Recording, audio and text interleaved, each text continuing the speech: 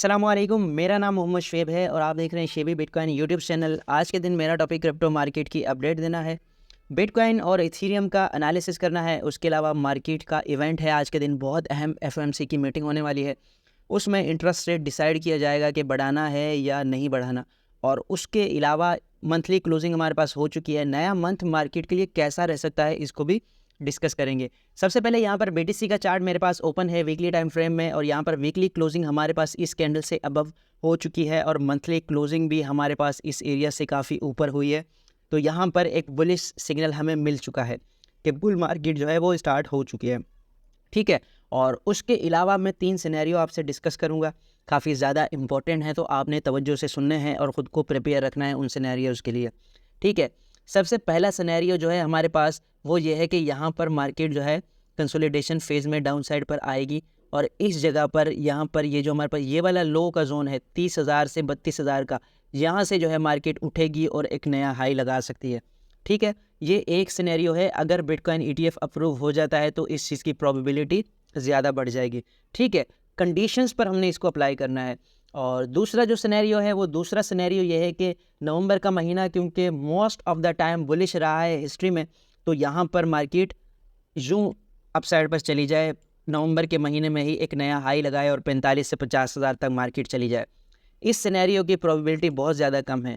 और अब एक सिनेरियो जो मैं खुद कंसीडर कर रहा हूँ वो मैं आपसे शेयर करना चाहता हूँ। लास्ट टाइम जब सारे के सारे इन्फ्लुएंसर्स कह रहे थे कि यहाँ पर 25,000 के एरिया पर मार्केट आ चुकी है, अब नेक्स्ट जोन इसका जो लो लगेगा वो 20,000 के करीब लगेगा। बहुत ज़्यादा लोग यही चीज़ कह रहे थे मेन स्ट्रीम मीडिया में, ट्विटर पर और अपनी वीडियोज़ में, कि बिटकॉइन एक लो लगाएगा उसके बाद 38,000 पर जा सकता है। तो क्या हुआ, आपने देखा कि यहाँ पर जितने भी यहाँ पर शॉर्टर्स थे, जिन्होंने उन लोगों की रिकमेंडेशन पर शॉर्ट्स की पोजीशन ली थी, वो सारे के सारे मार्केट से आउट हो गए और अच्छी खासी लिक्विडेशन के बाद मार्केट जो है यहाँ टॉप पर चली गई। ठीक है, अब क्या हो सकता है, अब यहाँ पर एक चीज़ मैं आपको बताता हूँ कि अब जो सिनेरियोज कंसिडर किए जा रहे हैं मेन स्ट्रीम मीडिया पर, ट्विटर पर और वीडियोज़ में, वो ये किए जा रहे हैं कि 32,000 एक लास्ट जोन होगा जहाँ से हम बाइंग करेंगे और उसके बाद मार्केट जो है ऊपर जा सकती है। अब हर बंदा यहाँ पर बेताब है कि 30,000 से 32,000 के एरिया पर, यानी कि इस 200 वीक की मूविंग एवरेज को जब भी बीटीसी रीटेस्ट करेगा तो हम बाइंग करेंगे और उसके बाद मार्केट ऊपर जाएगी। लेकिन जो मेरा दिमाग कहता है, जहाँ पर मेरे दिमाग ने यहाँ घंटी बजाई थी कि यहाँ पर ये वाला लेवल रिस्की हो सकता है, क्योंकि हर बंदा इससे नीचे आने का इंतज़ार करने लग गया है।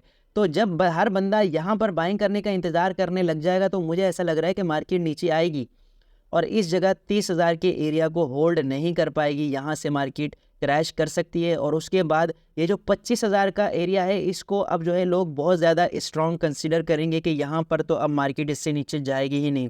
फिर क्या सिनेरियो क्रिएट होगा कि फिर मार्केट जो है इस 20,000 के लेवल को ले जाएगी अपने साथ, और फिर यहाँ पर जितने भी लॉन्गर्स होंगे, जितनी भी लिक्विडेशन और लिक्विडिटी होगी, सारी के सारी मार्केट से आउट होने के बाद फिर मार्केट ऊपर जाएगी। तो आपको ये सिनेरियो समझ आ रहा होगा। मैं आपको मिसाल भी दे देता हूँ कि जब भी बहुत ज़्यादा लोग मार्केट में बुलिश होते हैं तो मार्केट मैनिपुलेशन होती है नीचे की तरफ और मार्केट नीचे चली जाती है। और जब भी बहुत ज़्यादा लोग ये कह रहे होते हैं कि मार्केट नीचे आएगी तो फिर मार्केट को सडन पंप कर दिया जाता है, जैसे कि ये पंप आपको नज़र आ रहा है, मिसाल आपके सामने है। ठीक है, ये बीटीसी का एनालिसिस था और नवंबर मोस्ट ऑफ द टाइम जो है बुलिश ही रहा है, तो इसमें भी हमें थोड़ी बहुत ग्रीनरी जो है वो देखने में आ सकती है और बिटकॉइन ऑलमोस्ट 37 से 38,000 तक जा सकता है। ठीक है, और उसके अलावा अगर इथेरियम की बात करें तो इथेरियम जो है हमारे पास किस तरह से परफॉर्म कर सकता है, तो इथेरियम का अगर वीकली टाइम फ्रेम में हम देखें तो ये वाला जोन काफ़ी ज़्यादा इंपॉर्टेंट है।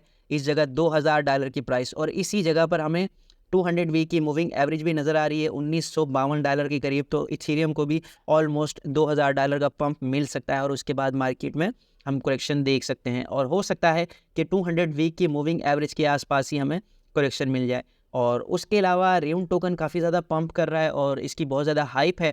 यहाँ पर ऑलमोस्ट ये सारे के सारे गेन अपने ले चुका है। ये वाली रेंज इसकी बहुत डेंजरस रेंज है, यहाँ पर जो है इसको स्ट्रॉन्ग सेलर्स मिलेंगे, और अगर इसका हम एक यहाँ लो लगाएं, इस लो से इसको टॉप पर कंसिडर करें, तो यहाँ पर ये वाला जोन जो है 1.80 सेंट का जोन जो है इसका सपोर्ट जोन रह सकता है। तो अभी आपने बिल्कुल भी इसको बाय नहीं करना। अगर आप बायर्स हैं इसके तो यहाँ पर आप इसको बाय कर सकते हैं 1.80 सेंट पर। उससे पहले आपने इसको हाथ भी नहीं लगाना क्योंकि बहुत रिस्की कॉइन हो चुका है ये। ऑलमोस्ट जो है अपने बायर्स को ये 3x का प्रॉफिट ये दे चुका है। और सोलाना की बात करें तो सोलाना भी ऑलमोस्ट अपने टॉप पर है। यहाँ पर ये देखें, ये रेंज इसकी स्ट्रॉन्ग रेंज है। ऑलमोस्ट मैंने आपसे पहले भी कहा था, जब ये इस जगह इस येलो लाइन से नीचे ट्रेड कर रहा था, मैंने कहा था नेक्स्ट इसका टारगेट $50 के करीब हो सकता है। तो अगर BTC जाता है ऑलमोस्ट 38 से 37 हज़ार पर, तो ये भी अपने $50 के इस टारगेट को अचीव करेगा। ठीक है। और लिंक टोकन के बारे में बात करें तो लिंक टोकन यहाँ पर अपनी 200 वीक की मूविंग एवरेज को कंसिडर कर रहा है यहाँ पर एज अ रेजिस्टेंस। लेकिन इसके अगर सपोर्ट रेजिस्टेंस के अकॉर्डिंग यहाँ पर ये वाला जोन मेंशन करें तो यहाँ पर इसकी स्ट्रॉन्ग रेजिस्टेंस हमें बनती हुई नज़र आ रही है। अगर ये ब्रेक होती है तो फिर यहाँ पर अपसाइड पर ये वाला जोन इंपॉर्टेंट होगा। ठीक है। और उसके अलावा मैटिक टोकन की बात करें तो मैटिक का जो है पोल टोकन जो है अपग्रेड होने वाला है, और इस अपग्रेड की वजह से इसमें हाइप आनी चाहिए थी, लेकिन इतनी ज़्यादा हाइप हमें फ़िलहाल इसमें नज़र नहीं आ रही। और अगर इसकी रेजिस्टेंस की बात करें तो इसकी जो मोस्ट इम्पोर्टेंट रेजिस्टेंस है यहाँ पर नवंबर में ये रिटेस्ट हो सकती है ऑलमोस्ट 73 से 78 सेंट के करीब। ठीक है, यहाँ तक मैटिक टोकन जा सकता है। और आक्सी इन्फिनिटी टोकन जो है पंप किया था हमारे पास, और इसका जो एक नेटिव टोकन था रिवार्ड टोकन वो भी पंप हुआ था SLP। तो अब ये अपनी रेजिस्टेंस के पास है, तो अब इससे ऊपर जो है इसका जाना मुश्किल है, और फिलहाल ये अच्छा खासा डिप भी ले चुका है। ठीक है। और उसके अलावा यहाँ पर बिटकॉइन डोमिनेंस की बात करें मंथली टाइम फ्रेम में, तो यहाँ पर हमें मुसलसल इंक्रीज़ होता हुआ नज़र आ रहा है इसमें, और इस जगह आकर अब जो है स्टेबल हो गई है। फेयर एंड ग्रीड इंडेक्स 66 पर है, और 7 दिन पहले ये 72-75 पे था। अब जो है ये भी आहिस्ता आहिस्ता न्यूट्रल की तरफ जा रहा है। और अगर बात करें S&P 500 की, तो S&P 500 माइनस में चल रहा है, तो इसकी वजह से क्रिप्टो मार्केट में भी हमें थोड़ा बहुत प्रेशर दिखाई दे सकता है। और यहाँ पर डॉक्टर प्रॉफिट ने अच्छी खासी एक तो तफसील लिखी है इस जगह, और ये चार्ट शेयर किया है। इस चार्ट के अकॉर्डिंग ये जो है यहाँ पर RSI ने जब ब्रेकआउट किया था तो मार्केट जो है वो बुलिश हो गई थी। अब अगेन मार्केट एक टॉप लगा चुकी है, तो एक लोकल बॉटम मार्केट में आ सकता है, जिससे आपको जो है ख़ुद को प्रिपेयर रखना है। और उसके अलावा ये चीज़ है बहुत ज़्यादा इंपॉर्टेंट जो मैं आपसे शेयर करना चाहता हूँ। इस चार्ट पर अगर आप नज़र डालें तो यहाँ पर जो है ये एक 2019 का एक टॉप लगा था, और उसके बाद सेम इस ट्रेंड लाइन को यहाँ पर रिटेस्ट किया था। यहाँ पर देखें ये trend line as a bullish support काम कर रही है, और इस जगह इसने एक बैरिश रिटेस्ट लिया और उसके बाद एक अच्छा खासा क्रैश लिया। ठीक है। अब यहाँ पर अगेन एक किस्म का इस ट्रेंड लाइन को इसने अपसाइड पर as a bullish trend line काम किया। ठीक है। उसके बाद ब्रेक डाउन किया। अब यहाँ पर अगेन ये एक बैरिश रिटेस्ट ले रही है, तो इसने तो ये डाउन साइड पर 18,000 तक का डंप जो है वो कंसिडर किया है।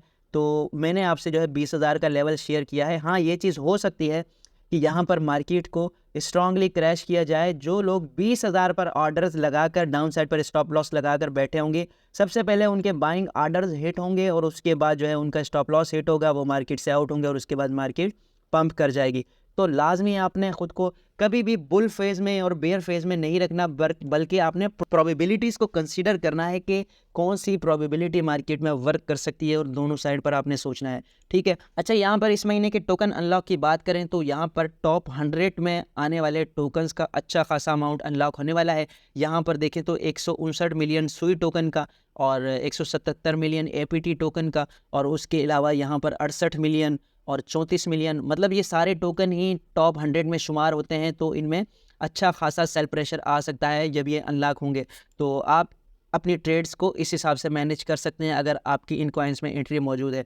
और उसके अलावा यहाँ पर अक्टूबर में जो है टोटल वैल्यू लॉक की ग्रोथ जिन कॉइन में ज़्यादा हुई है वो कॉइन यहाँ पर मेंशन किए गए हैं। और DeFi जो भी, मतलब DeFi का जो प्रोजेक्ट होता है, DeFi क्या होता है, डिसेंट्रलाइज फाइनेंस। तो उसमें जिस कॉइन की जितनी ज़्यादा टोटल वैल्यू लॉक होती है उतना ज़्यादा उस कॉइन की ग्रोथ को कंसीडर किया जाता है कि ये कॉइन बहुत ज़्यादा अच्छा परफॉर्म कर रहा है। तो आप यहाँ पर या तो मेरे ट्विटर अकाउंट पर जाकर या फिर क्रिप्टो रैंक प्लेटफॉर्म पर जाकर इसको कंसीडर कर सकते हैं। इन सारे टोकन्स को देख सकते हैं कि इन कौन से टोकन्स में जो है आपने लॉन्ग टर्म के लिए इन्वेस्टमेंट करनी है इनके गेंस के हिसाब से।